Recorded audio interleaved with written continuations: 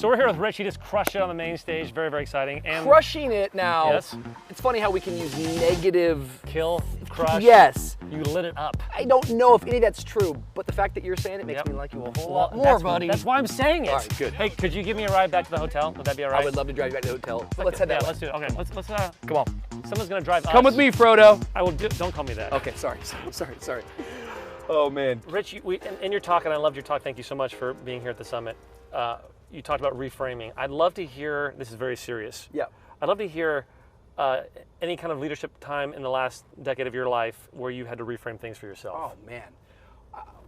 Honestly, we would drive all the way back to Cleveland, Tennessee, in the back of this car talking about it, because I think I'd have to go to the all bathroom, of leadership for me is constantly doing that. And I think the truth about this whole idea that we don't see things for the way that they are, we see them for how we are. Yeah. And so I think if you're going to go on the path of leadership and you want to grow and you want to progress, you're constantly having to confront yourself. You're constantly having to kind of go into those deep, dark places of who you actually are. Yeah. And at some point, that stuff comes up. We back home, we kind of challenge everyone to go and see a therapist and talk to a counselor. See, that's awesome. That's like part of the culture. Like you just say, hey. Absolutely. I see a counselor weekly, and it's just been very, very helpful for me because you're asking about this idea of reframing.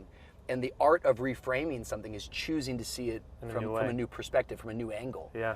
And I think for me, like just every day, from the mundane things I'm talking about, but the hard stuff, whether that's, I'm an extrovert. I like people to like me. Yeah. Guess what?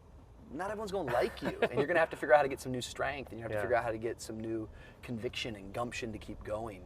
I think in my journey, when you ask like for maybe that specific moment, I think that like, starting our church, from the day that we started, I feel like there's always been a level of opposition from like, the grandstands of critics. Yes.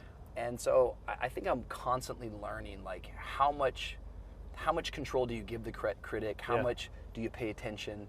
When I was younger, if you said anything about me that wasn't positive, I'd be offended. Yeah. The problem with that is that you end up carrying that offense. Well, especially if you step into leadership, and there's a lot of people saying things about you. You don't have time to be offended all the time. You don't at all. You know what I'm saying? And what does offense do? Offense builds a fence around you. It just isolates you. And so, you don't get better. I would find myself getting bitter. I find myself today at 37 that like these days it's like if someone criticizes me, I'm kind of like, well, maybe there's some truth to what they're saying. Yeah. So I think learning for me is like, how do I get the right voices around me to say, yeah, bro, there's actually some truth to that. Hey, man, that's not true about you. Yeah.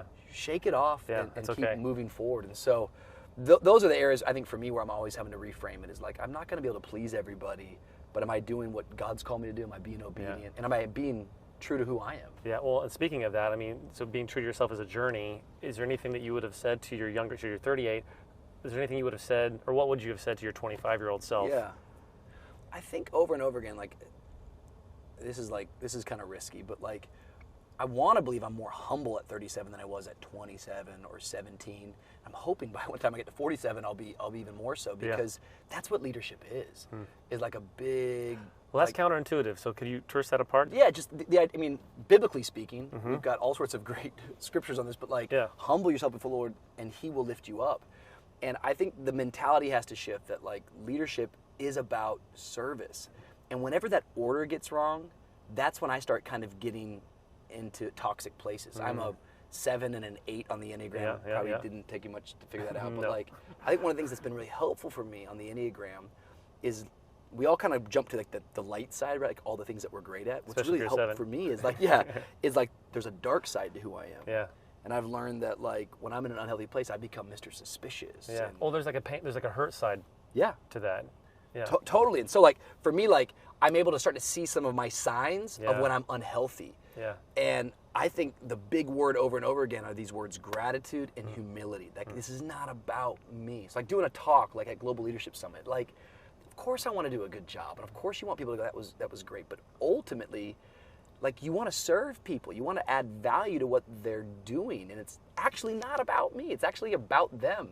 And when I go up on the stage and I'm thinking more about them and helping them than I'm about like how good was my cadence, or I find myself freer, and I found myself being a more authentic version of me. See, I love that. It's almost like humility is a performance-enhancing drug, there you go. Which people don't think about very often. And I just said it the way I heard it from you. I think that's really insightful. Well, I think humility leads to like vulnerability. I think people gravitate towards that. And the more I'm learning, you know, like about when I show my weakness or when I just show my cards, it's almost like maybe their notions or their conception about me, it's like you can start to break them down quickly. It's like, actually, like, the guy's, I don't agree with everything he says or does or looks like, but like he's pretty honest and he's pretty vulnerable. Like he doesn't think that he's got it all together. I find people gravitate quickly around that, and so I haven't figured that out. Yeah. That's like a journey that I'm constantly on. I hope we'll talk in 10 years. And it's like, man, I'm more forthcoming with the weakness side of it. I'm more humble and grateful for where I am, and I'm just more vulnerable. Like, don't be impressed. Like, I don't know either. I'm just learning as I go. Well, I love the energy. It's a gift. It's a gift to the room, and you know that comes with the skin for you, but also it lit the room up, and it's such a beautiful thing. And I love hearing of you exploring the painful sides and the investing in yourself through counseling. And I'm confident as you continue to be vulnerable. It builds trust. And I'm excited for the next season of your leadership. Thank you for saying it. We should do more road trips together. Right? I think we should. Do you want to go camping? Let's like Rich. That's a total set. I'm like, yeah, totally. Yeah. I mean, I like you a lot, but like, will other people be there? That. Yeah. Can we have another person be there so that you can talk to them and I can like recharge for a second? Right.